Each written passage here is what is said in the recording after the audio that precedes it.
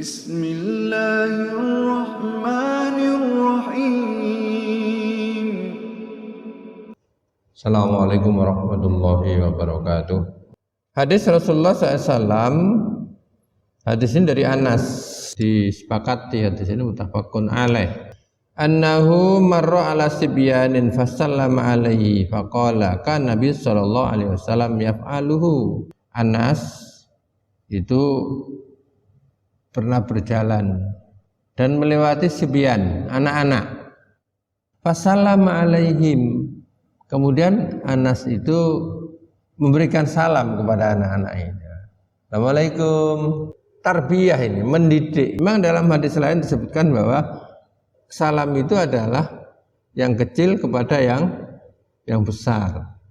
Tapi di sini ini Anas ini memberikan salam kepada anak. Ini apa? Dalam rangka tarbiyah, memberikan pendidikan kepada anak. Kemudian dia bilang begini, karena Nabi sallallahu alaihi wasallam yaf'aluhu.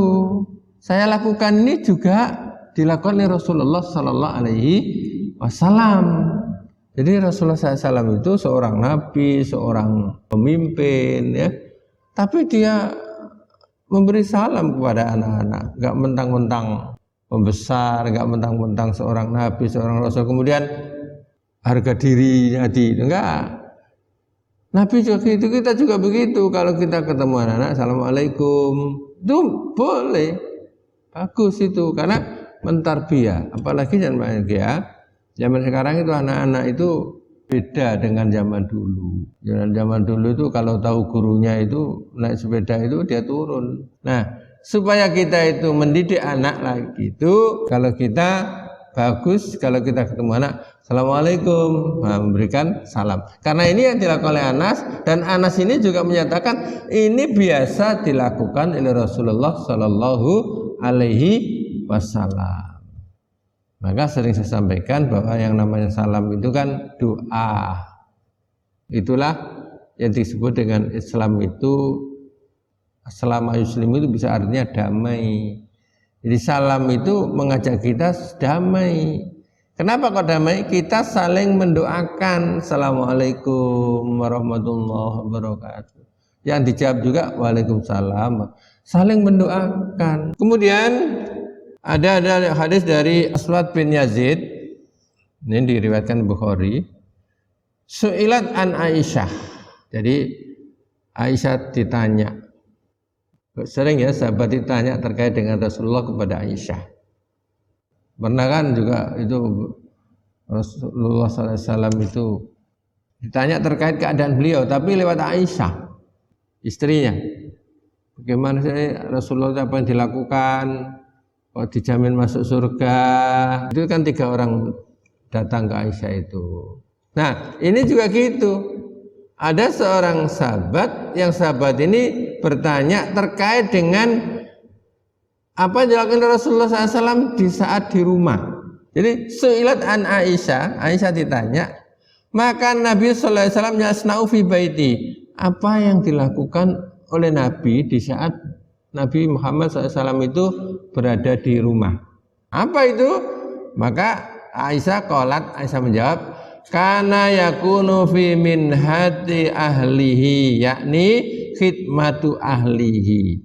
Jadi Nabi Muhammad SAW itu kalau di rumah ya bantu urusan rumah. Enggak mentang-mentang sebagai seorang suami kemudian enggak mau nyapu, enggak mau masak. Apa yang dilakukan oleh istri selama suami itu bisa, itu lakukan, dan ini dilakukan oleh Rasulullah SAW. Biasa Rasulullah SAW itu. Artinya apa? Menunjukkan ketawaduannya, menunjukkan ketidaksombongannya, menunjukkan jangan mentang-mentang jadi suami kemudian suami hanya kerja, semua urusan rumah tangga diserahkan kepada istri. Bukan begitu. Bahkan Rasulullah itu pernah menjahit bajunya. Nah, jahit zaman dulu itu gimana? Kan sekarang kan pakai jahit enak ya. Nah, ini biasa dan bahagia kita lakukan di rumah tangga itu. Apa yang bisa kita lakukan, sekalipun itu mencuci itu kalau sebagai seorang suami jangan mentang-mentang itu urusan istri. Nah, ini ada istri saya di sini ya. Saya biasa nyuci piring. Saya biasa itu buat kopi sendiri. Jangan mentang-mentang kemudian urusan kopi itu harus dibikinkan istri. Enggak. Bikin sendiri boleh. Bahkan nyapu biasa. Ini juga dilakukan oleh Rasulullah SAW. Dengan doa rijalu qawwamuna 'alan nisa kan. Laki-laki itu kan pemimpinnya perempuan. Jadi kan pokoknya serba suruh. Enggak harus gitu. Demi apa? Demi kedamaiannya dalam rumah tangga, maka kita apa yang bisa kita lakukan di dalam rumah itu kita lakukan dan jangan kita merasa gengsi. Jemur pakaian biasa, nggak apa-apa. Apa kita menambah dosa? Enggak, malah justru itu menambah kedamaian dalam rumah tangga. Saya kira kita juga seperti semuanya di dalam rumah tangga. Kalau misalkan istri lagi sibuk, oh kok ada pakaian belum dijemur. Kalau tahu, kalau nggak tahu ya lain lagi ya. Bikin kopi bikin sendiri, tapi bisa bikin. Jadi Rasulullah SAW seperti itu. Tetapi ingat, ada hadis selanjutnya ini. Faidza hadaratis sholatu kharaja ila sholat. Kalau begitu waktunya sholat datang, keluar Rasulullah untuk sholat. Ini ya, tapi jangan melupakan juga terkait dengan masalah sholat. Begitu bantu istri di rumah, Allahu Akbar. Atau misalkan kurang 5 menit, diperhitungkan perjalanan 5 menit, bilang saya mau sholat. Karena sholat itu bagi laki-laki ya memang di masjid. Makanya yang bahagia dalam hadis ini menjadi pelajaran bagi kita. Kita sebagai seorang suami kemudian jangan mentang-mentang serba nyuruh istri. Tapi selama kita itu bisa kita lakukan di dalam rumah tangga itu, maka kita lakukan. Dan itu tidak menjadikan diri kita itu kemudian berkurang penghormatan, tidak. Malah justru itu akan saling menambah kesetiaan. Ya kan dalam rumah tangga kan begitu. Menambah kesetiaan itu kan boleh berbohong. Seperti yang kemarin disampaikan oleh Ustadz Amanto itu ya. Jadi istri masak asin, kemudian kita makan kan habis sedikit, kemudian istri tanya, enak gak mas? Oh enak kok. Kok habis sedikit? Ya sedikit aja sudah terasa. Begitu istri ngicipi, Masya Allah, lah kok asinnya begini, tapi kata-kata suami kok enak. Ya ini jangan bahagia. Dalam rangka itu maka kita sebagai seorang suami, kita boleh bantu apa yang kita bisa bantu di dalam kehidupan berumah tangga. Apa saja, kecuali nyusui, melahirkan ya enggak toh, itu memang kodratnya bagi seorang istri. Dan itu menunjukkan ketawaduan kita di dalam rumah tangga. Ini selanjutnya kata Rasulullah SAW juga, laudu itu ila qurra'in au dhira'in la ajabtu. Kata Rasulullah, seandainya aku diundang untuk makan qurra'. Qurra' itu termasuk daging di antara betisnya kambing atau pergelangan, qurra' atau dhira'. Walau uhdiya ila dhira'in au qurra' laqabiltu. Seandainya aku diundang untuk makan daging tadi itu, aku akan datang. Dan andaikan aku itu dikasih hadiah qurra' atau dhira' tadi itu, ya aku terima. Jangan mentang-mentang dikasih ikan asin bukan makan aku. Itu menunjukkan kesombongan. Ini sebenarnya Nabi ini menunjukkan apa? Ketawaduannya, bukan menunjukkan kesombongannya. Jadi kalau kita dikasih apa? Terima. Jangan menunjukkan kesombongan kita. Aku itu enggak biasa makan ikan asin. Ya. Jangan sampai begitu. Lah ini zaman bahagia.